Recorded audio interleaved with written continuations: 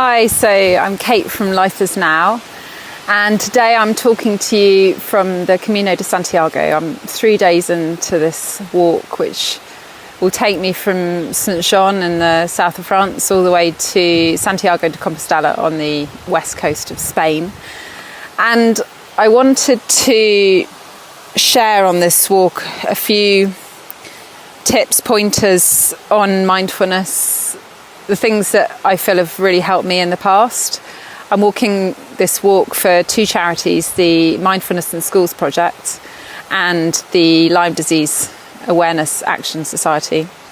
And the reason I'm doing it is because Lyme disease decimated a big chapter of my life, and I learnt mindfulness as a skill to help me through that time. And now in my life I'm a mindfulness teacher, and as I'm embarking on this very long trek, I'm hoping that I can share some of the tips and tools from mindfulness that helped me get through that period of my life. I was incapacitated for most of my 20s. I spent 5 years in bed completely and had to relearn to walk again and learn how to use my mind. I was doing jigsaw puzzles to get my brain working again, and I'm really very, very fortunate to be where I am now. I work with amazing people doing mindfulness coaching and things like that. So the one thing that just made such a massive difference to me was when someone asked me whether I was my mind or whether I had a mind. And I was a bit stuck with that question. I didn't really know how to answer it, and it seemed a very complicated question, am I my mind? And then the person that asked me said, if you say that you've got a lot on your mind, who's talking? And I realised it was me.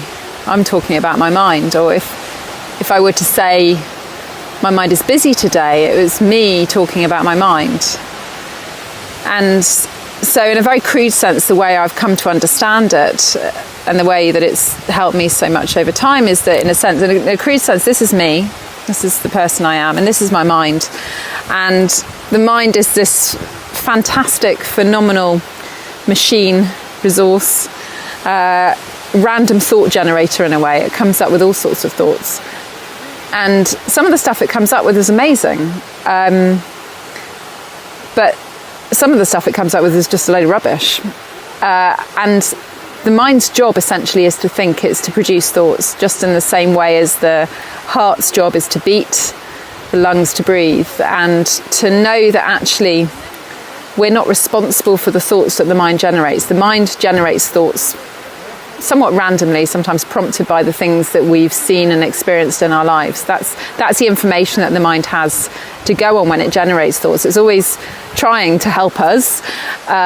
Unfortunately, it just gets it a bit wrong sometimes. And, I certainly, when someone introduced this to me, could suddenly relate to the fact that my mind generated a lot of rubbish, And the mind likes to do one of two things generally.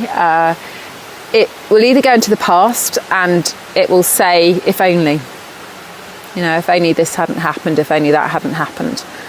Or it goes ahead into the future and it says, what if this happened, what if that happened? But it spends very little time in the here and now, in this moment. And in a sense, this moment right now is all that's actually real.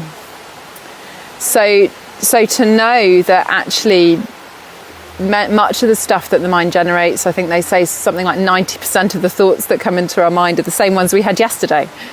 A lot of the stuff we just don't need. And so mindfulness for me was not about achieving some Buddha-like state and being able to stop the mind, but more just starting to become the observer of the mind and the thoughts that it generated, and noticing how many of those were just not useful, relevant or helpful to me in that moment. So a bit like, a beautiful river here behind me, just almost like leaves on a stream, just allowing those thoughts just to pass on by, not grabbing them, not dissecting them, not staying with them and following them, but just noticing them as just thoughts, as just mental events. And then as best I could, just bringing my awareness back to the here and now.